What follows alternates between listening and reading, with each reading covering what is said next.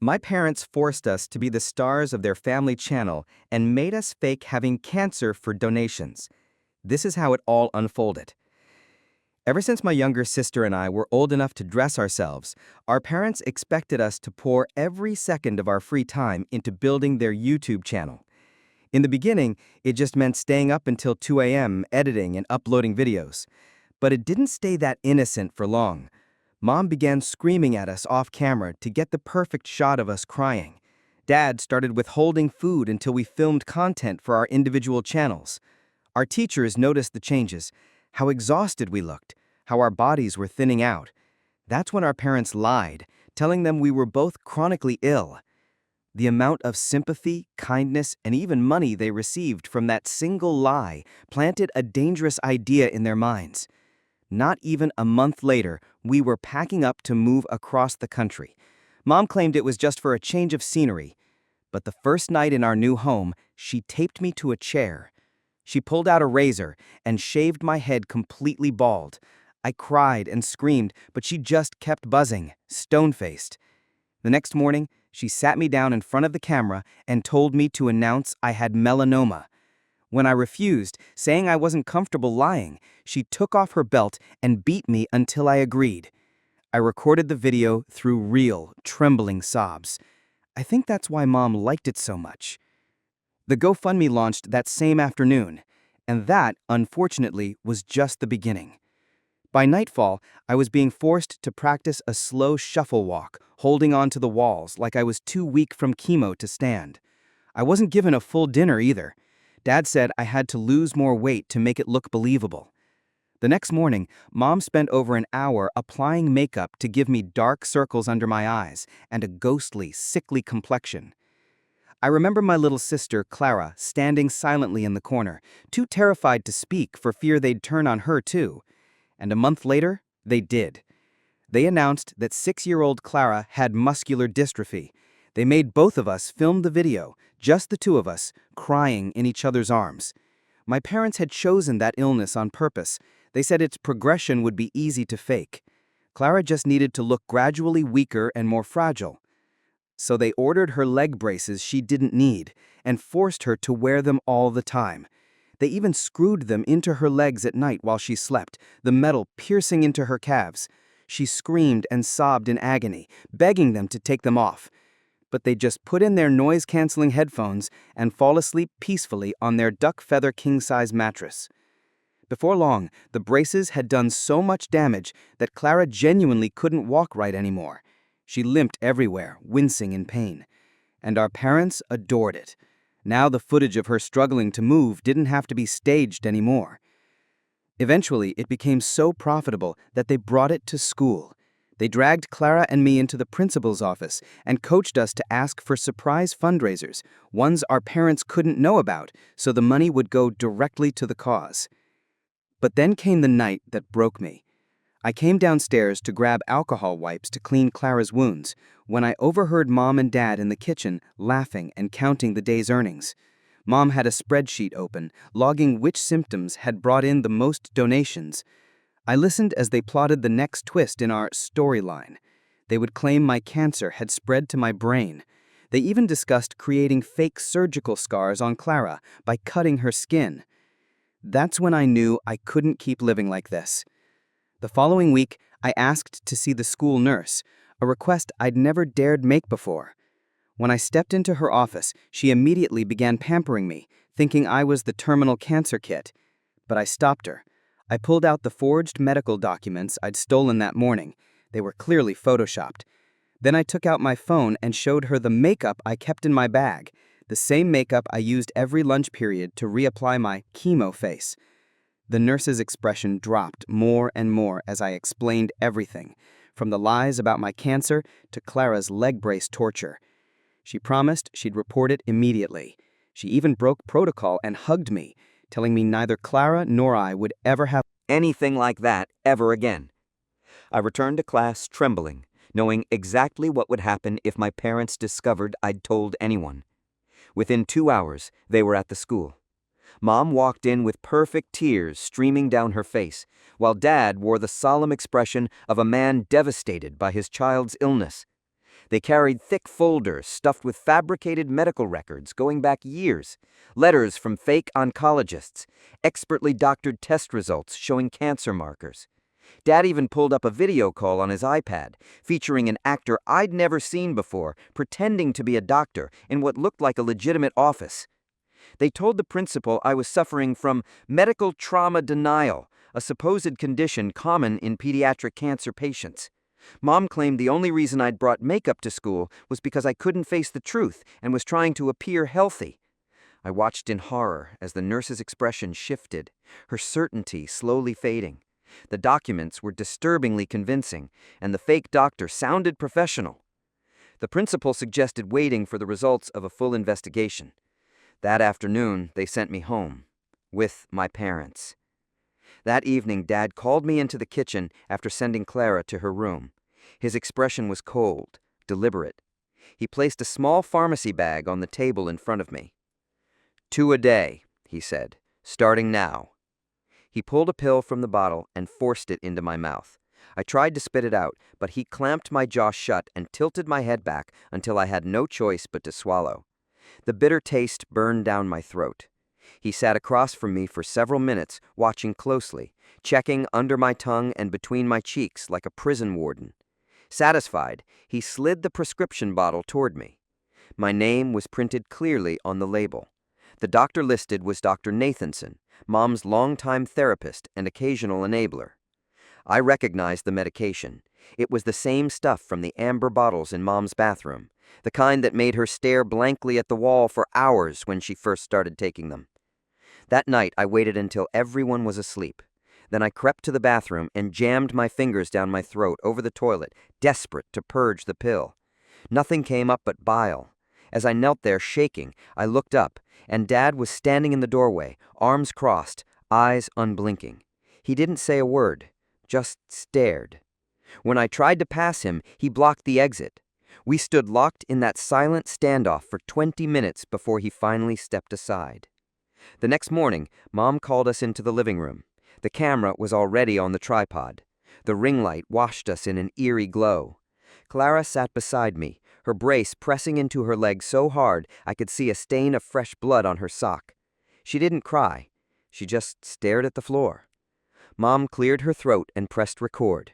She told our audience we were taking a short break from filming to focus on family health.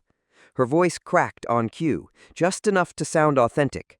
Dad stood behind the lens, watching my throat carefully as Mom handed me my morning pill. I pretended to swallow it, trying to hide it under my tongue, but she was ready. She'd learned from her own time in the psych ward. Her fingers pried open my mouth, checking everywhere, under the tongue, between my teeth, even the webs of my fingers. The pill had already begun to dissolve, spreading its chemical taste across my tongue. Within an hour, my body began to feel weighted. When I tried to write in my journal, my hands trembled so badly that the words curled sideways on the page. My phone buzzed. It was an email from the school counselor asking to schedule a follow-up visit. Before I could even react, Dad plucked the phone from my hands. He typed out a reply from my account, attaching a scanned doctor's note claiming I was now on home care, signed, of course, by Dr. Nathanson. That afternoon, I heard a drill whirring from Clara's room. Her quiet whimpers floated through the thin walls. Mom appeared in my doorway a few minutes later, holding out my second dose of the day. I looked past her, toward Clara's door, and then at the pills in her outstretched hand.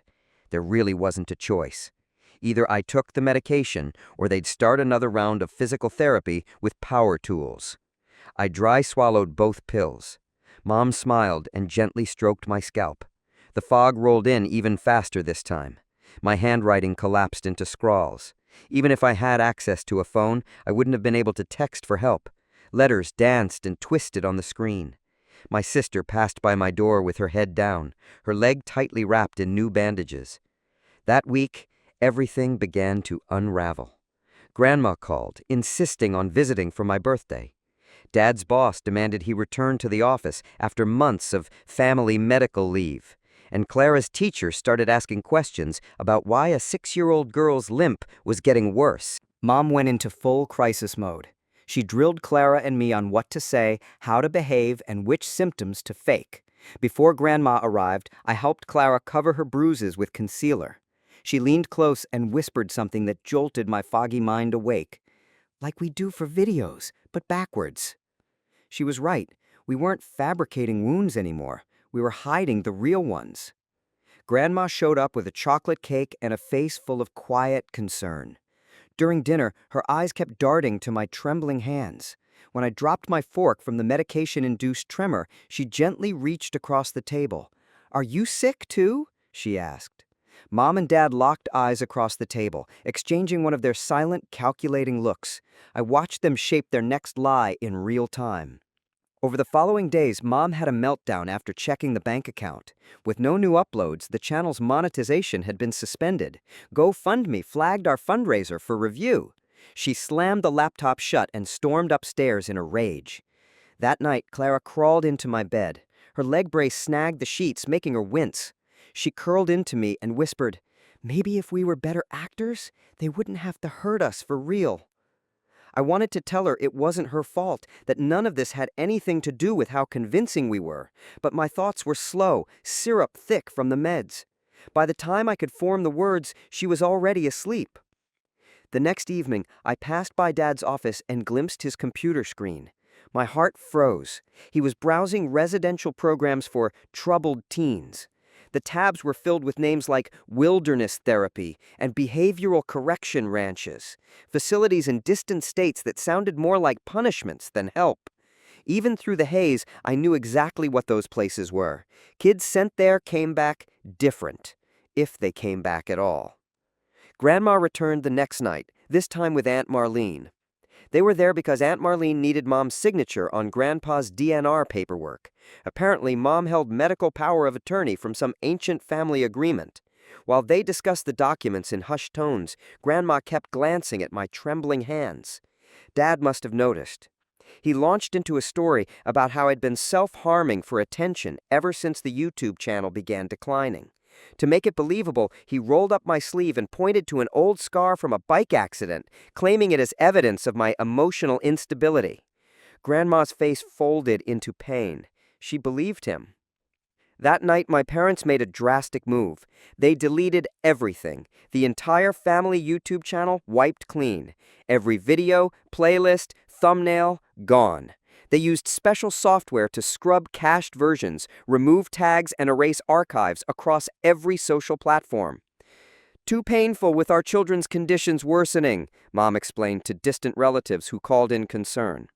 Meanwhile, my attendance in virtual classes plummeted. The medication side effects were too powerful. I'd sleep straight through mornings, heavy-lidded and unable to stay awake. My parents seized on this as further proof of my medical condition. They submitted withdrawal paperwork and officially pulled me from school. Suddenly, they controlled everything. My devices were confiscated. The door to my bedroom was removed from its hinges. Bathroom trips were now supervised. "For your safety" became their mantra, repeated with robotic calm anytime I dared question them. One afternoon, I slipped on the stairs. My body reacted too slowly to catch myself. Dad grabbed me just before I hit the floor. To Grandma, who happened to be visiting again, it looked like a protective father saving his fragile child. To me, it felt like a guard catching a prisoner. My phone, long since taken away, apparently still received messages. One evening, Mom showed me a text from my best friend. "Are you okay? You vanished." She had already changed all my passwords. My digital life was being erased, just like the YouTube channel. No way to reach out, no trace left behind. The neighbors stopped asking about us. Mom's story about medical privacy and difficult treatments gave people exactly what they needed, a reason not to pry. Sympathy cards flooded the mailbox. Casseroles appeared on the porch. Everyone wanted to help the poor family in crisis. Then one morning, I tried to flush my pills down the toilet. Mom caught me. She didn't scream. She just shifted tactics. She began adding liquid medication to my meals. Bitter and unexpected, it soaked into everything. I couldn't avoid it. Every bite was laced with chemicals. That same week, Uncle David came by. He needed a referral from Mom for a specialist his daughter was trying to see. Somehow, over the years, Mom's network of fake medical contacts had evolved into something more real. Doctors who didn't ask too many questions. Pharmacists willing to fill prescriptions under vague explanations. Of events. A whole system built on lies, held together by people who never asked too many questions. I realized the only way to prove what was happening was through contact with someone on the outside. But I wasn't allowed to leave the house, and any communication was strictly controlled. I spent hours staring out the front window like a prisoner, counting the days, watching the mailman make his rounds and imagining slipping him a note.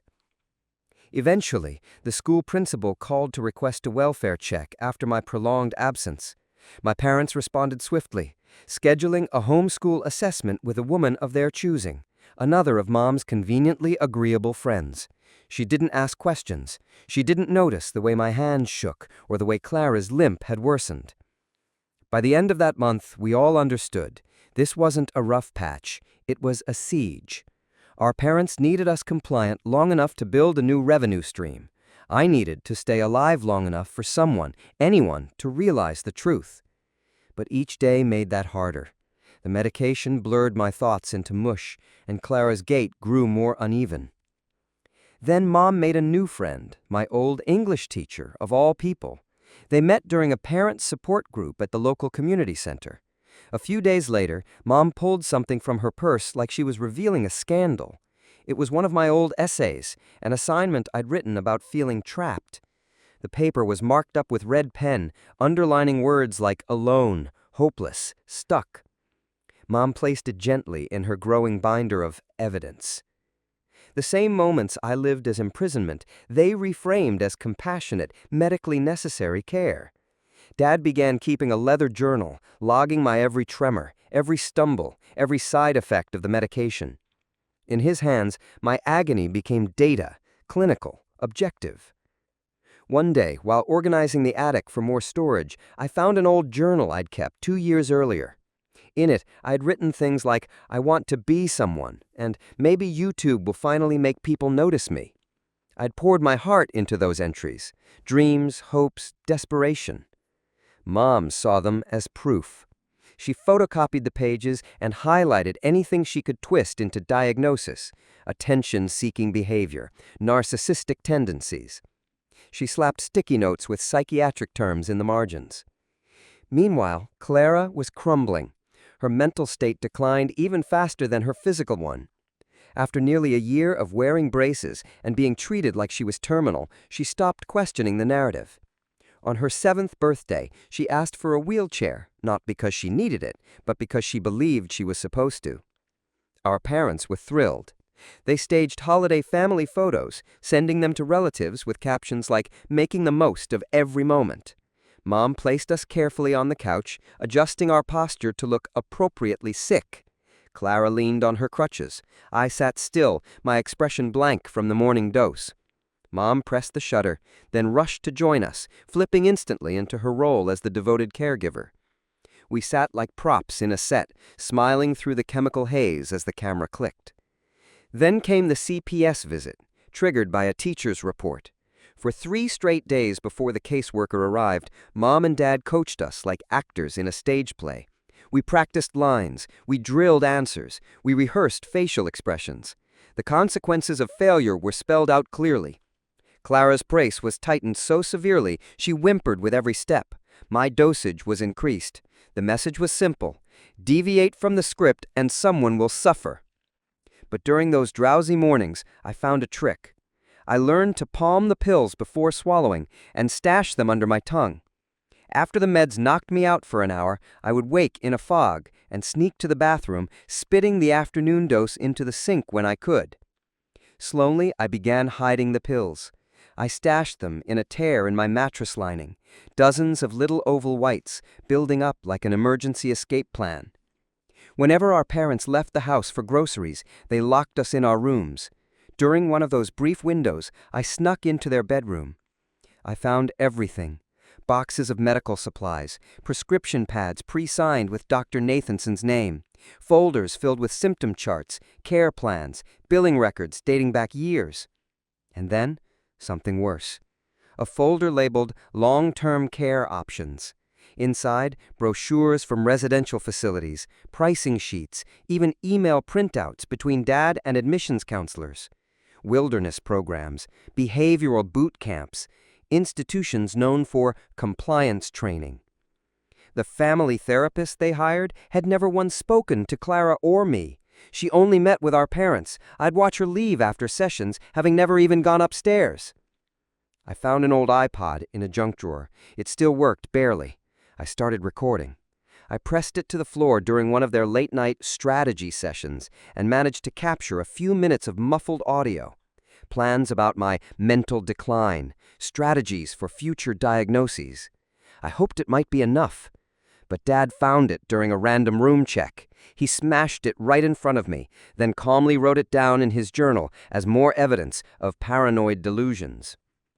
The CPS worker arrived on a Tuesday morning, and I gave the performance of my life. I agreed with everything.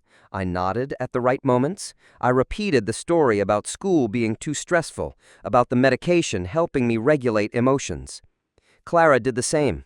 Quiet, compliant, leaning heavily on her crutches. Events, while Clara sat silently beside me. Every truthful word risked consequences for her. The caseworker took notes, asked softly worded questions, and nodded approvingly at our scripted replies. After about an hour, she left. Case closed.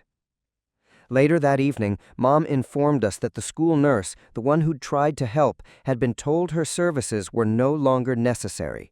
Our family has a private medical team now, she said with a smug smile. No more mandated reporters, no more outside interference.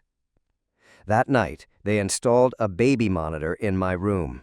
It blinked red from the corner of the ceiling, tracking my every move. Motion sensors lined the doorframe. Each morning, Dad reviewed the footage on his tablet, fast-forwarding through hours of surveillance, me lying still in bed, barely daring to shift under the covers. The next afternoon, as she handed me my pills, Mom made an offer. "If you take your medication without resisting for 1 month," she said, "we'll think about letting you go back to school." The manipulation was thinly veiled. 1 month would carry us beyond the evaluation date already booked with Dr. Nathanson. I said no. And the punishment came swiftly. Not for me, but for Clara. They conducted a physical therapy session in the next room. Her muffled screams were barely audible over the sound of the TV Dad had turned up to mask it. I took the pills the next day without a word.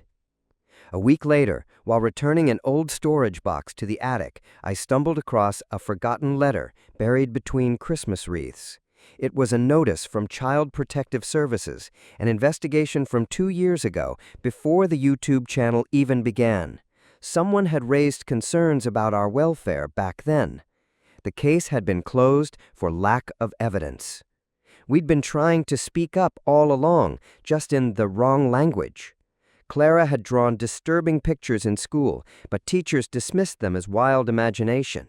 I'd written essays dripping with coded desperation, but they were brushed off as typical teenage melodrama. No one connected the dots. From snippets of overheard conversations, I began piecing together how Mom's obsession with control had started. It hadn't begun with us. It began with Dad. She'd tried to get him to seek treatment for his mental health. When he refused, she began secretly medicating him. The control it gave her was intoxicating. That spiral of secrecy turned into a shared delusion, one where they truly believed that controlling our bodies was somehow an act of care. The next time Grandma visited, she was confronted with an impossible choice. She saw it, our pale faces, our unnatural stillness, Clara's worsening condition. But speaking out meant risking her access to us, and Mom knew exactly how to leverage that fear. She reminded Grandma, quietly and with just the right amount of sorrow, that she'd already lost one family member years ago due to false allegations. It wasn't a threat, it was a warning cloaked in tragedy.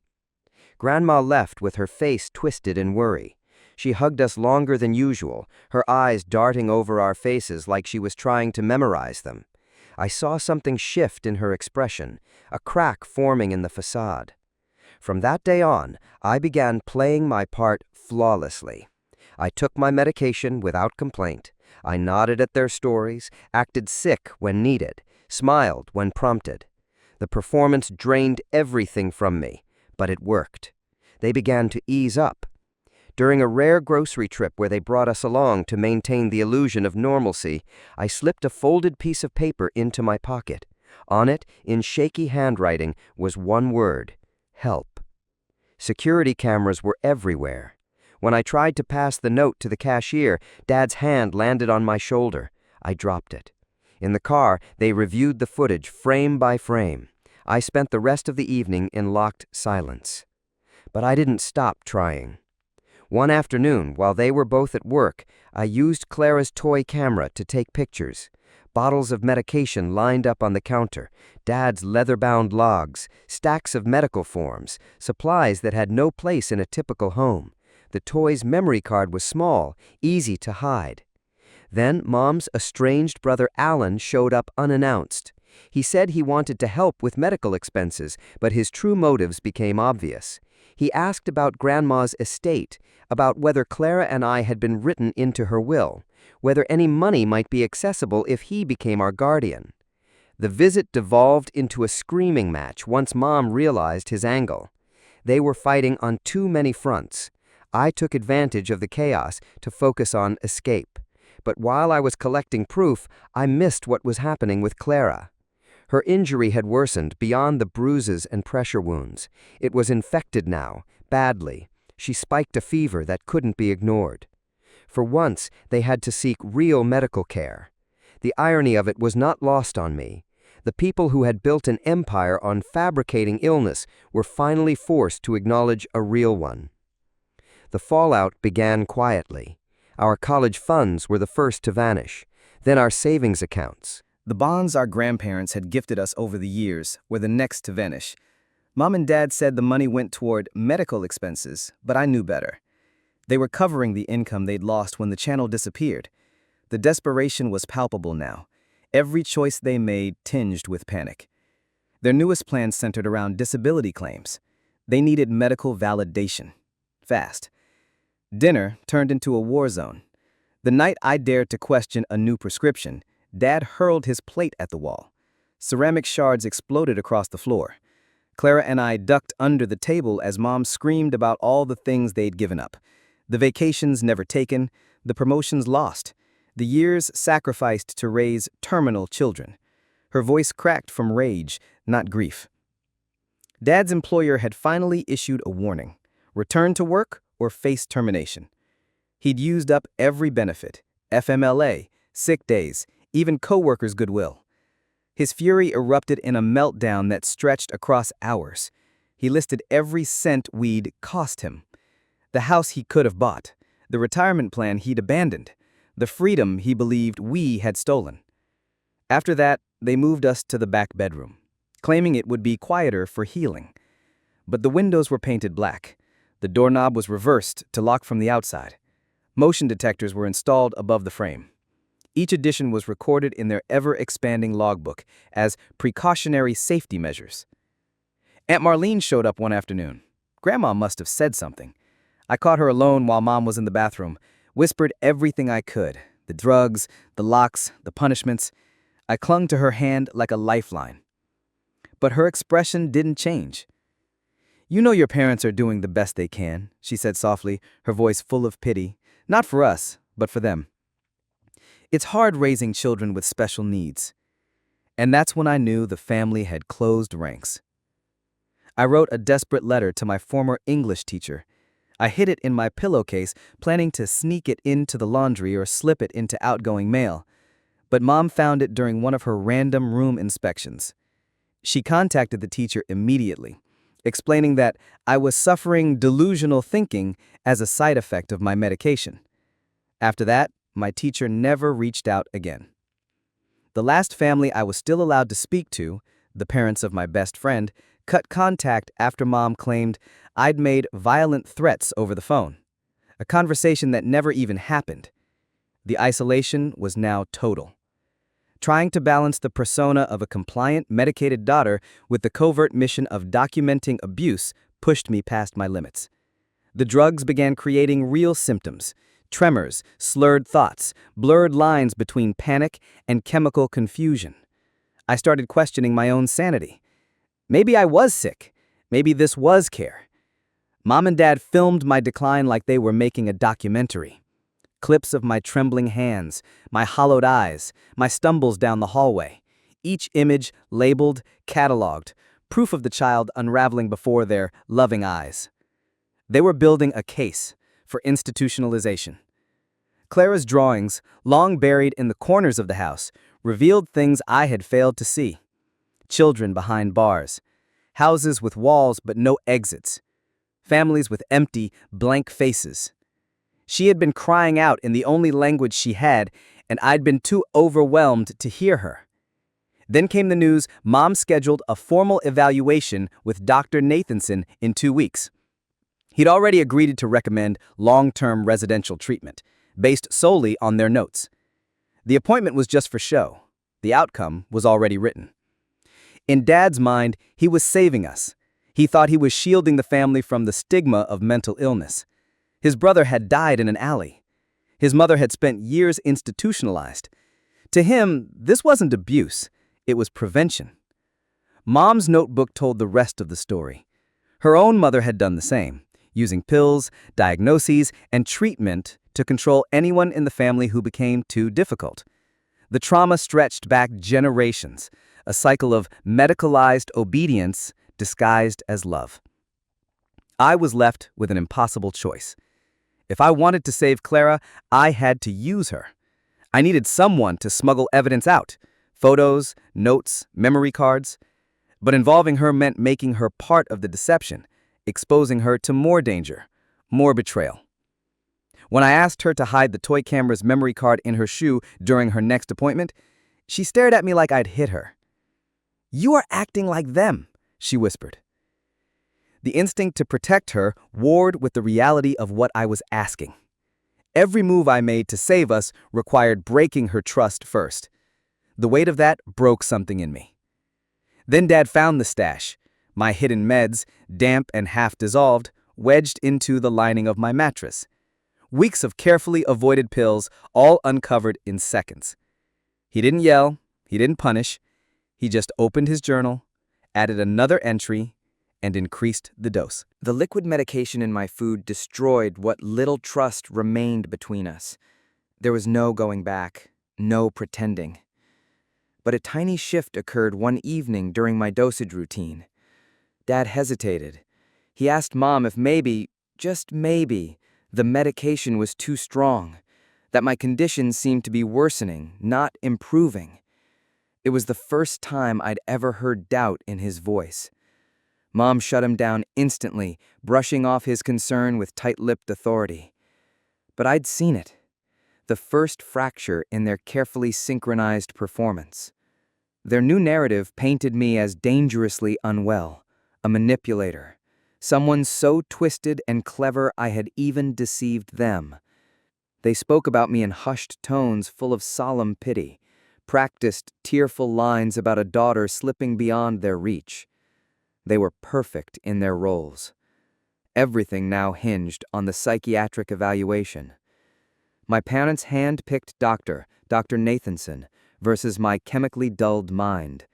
The outcome would decide whether I vanished into a residential facility or remained here, imprisoned under their care. Neither option offered a way out. In Dad's office, I found printed emails, long threads between him and various teen transport companies. They specialized in forcibly relocating high-risk youth to wilderness programs. The emails described me in chilling detail: violent episodes I never had, suicide attempts I never made, escape threats I'd never voiced. They were constructing a legal basis for my removal. Digging deeper, I uncovered insurance forms, pages and pages of diagnostic lies. They'd claimed I suffered from severe conduct disorder with psychotic features. Clara, they wrote, had developed conversion disorder. Her limp and pain explained away as psychological trauma I'd supposedly inflicted. The deception had metastasized across every system meant to protect us. In a rare lucid hour between doses, it all became horrifyingly clear. They truly believed it now. They weren't just lying to others, they were lying to themselves.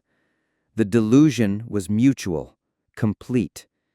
When Mom wept, asking why I refused to get better, I saw real anguish in her fragmented worldview, she was a mother fighting for her child's life.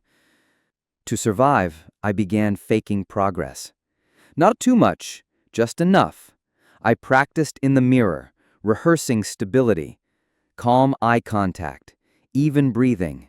I showed just enough improvement to slow their plans without raising suspicion. The next morning, I triggered my gag reflex during dosing, vomited in front of Mom. She panicked, muttering about absorption rates and blood levels. Then she gave me a double dose, logging the event with clinical precision. While she supervised me in the bathroom, I scratched a message on the inside of the medicine cabinet with a fingernail. Help. They're lying. It was small, rough, hidden, but I had to leave something behind, a trace of truth in case no one ever found us. Clara's infection worsened to the point they couldn't ignore it. They were forced to take her to the emergency room, our first real encounter with medical professionals in months. That visit saved her. The nurse noticed things, how Clara flinched at being touched, how her eyes flicked toward our parents before answering even the simplest questions. Notes were taken, flags were raised. For once, the system was watching. Not that our parents knew. Mom's estranged sister, a nurse herself, had started driving by the house. She'd seen the bottles through the window, recognized some of the medications from across the street. But without proof, without access to us, she was stuck. All she could do was text Mom under the guise of concern, dropping subtle hints, hoping to keep the situation from getting worse. But worse was already scheduled. 3 days after the evaluation with Dr. Nathanson, a transport team was set to arrive. My parents had planned every detail. They'd learned from their network of like-minded families that the best method was swift, quiet removal. Take the child during school hours, catch them off guard. No resistance, no time to run. I researched these programs. I read survivor stories of isolation, physical exhaustion, emotional erasure. Wilderness therapy wasn't therapy. It was punishment, disguised as healing. Conversion therapy for the defiant. A prison for kids deemed difficult. To my parents, it was salvation. To me, it was the end. And then, the day came. I watched them pull up through the gap in the blackout paint on my window. A van, unmarked, generic. 2 men in matching polo shirts stepped out with the confidence of people who'd done this before. They carried restraint kits and paperwork. Their faces were neutral, efficient. Mom greeted them on the porch, already in character, the concerned, exhausted parent doing what was necessary. Dad stood by the door, flipping through the psychiatric commitment paperwork one last time. I heard their footsteps on the stairs. Heavy, deliberate. Clara stood frozen in the hallway, pressed against the wall, her wide eyes tracking the men as they approached my door. The moment they entered, I fought, not because I thought I could escape, but because I needed someone, anyone, to see. During the struggle, I knocked over Mom's filing cabinet. Years of falsified medical records spilled across the floor. Insurance documents, psychiatric evaluations, therapy logs. The transport authorization forms landed next to files full of contradictions. Side by side, they told a story that no longer made sense. Through the window, I caught a glimpse of our mailman. He had paused at the end of our walkway, frozen mid-step, watching as the transport team dragged me toward the van. His hand moved to his phone. He was calling someone. Minutes later, police sirens echoed down the street. 2 officers arrived just before the van could pull away. They approached with caution, responding to the mailman's report of a domestic disturbance. Inside the van, I sat restrained, silent, because anything I said could be dismissed as a symptom of mental instability. Mom and Dad stood on the porch, handing over paperwork with trembling hands. But the officers noticed things.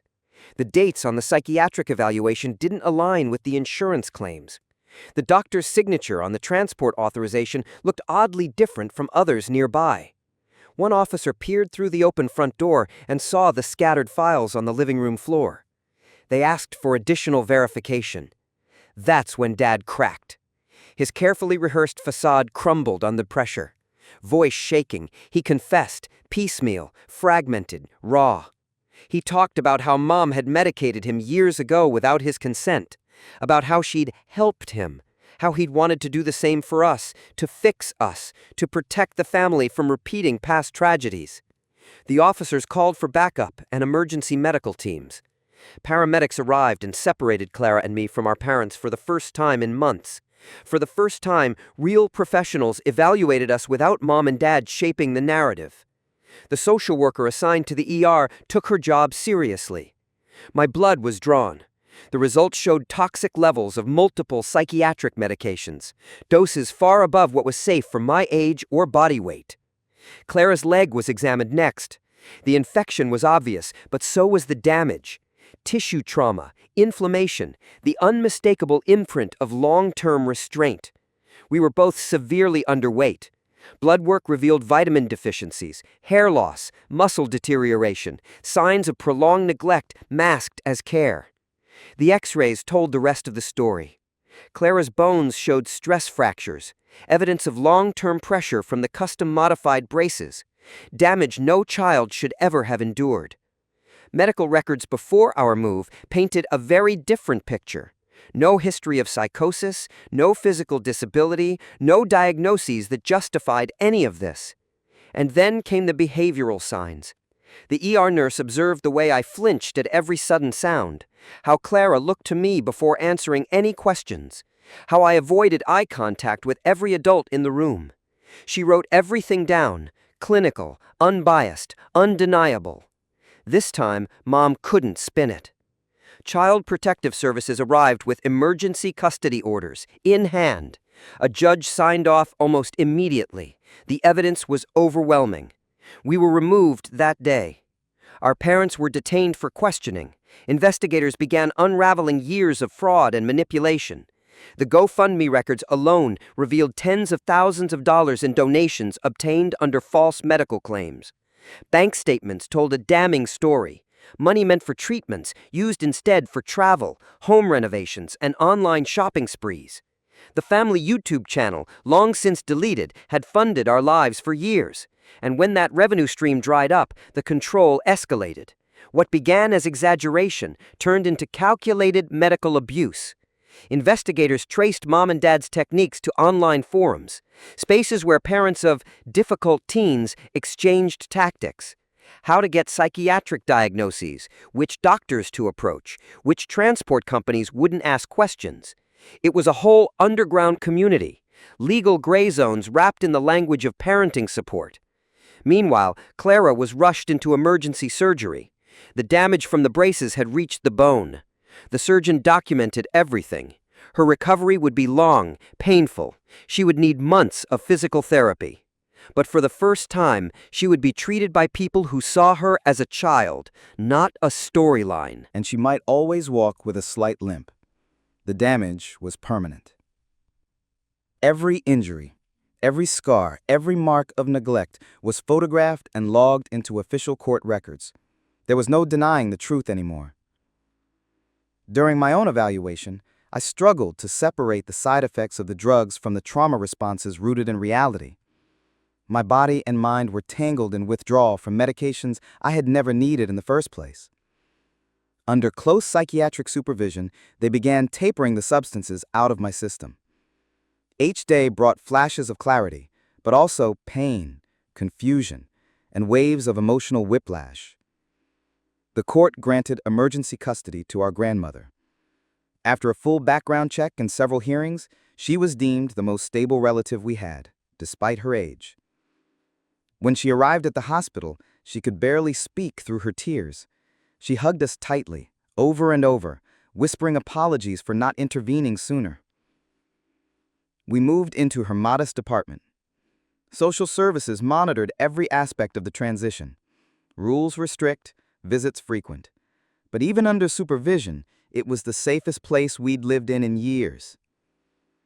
The criminal case against our parents moved swiftly.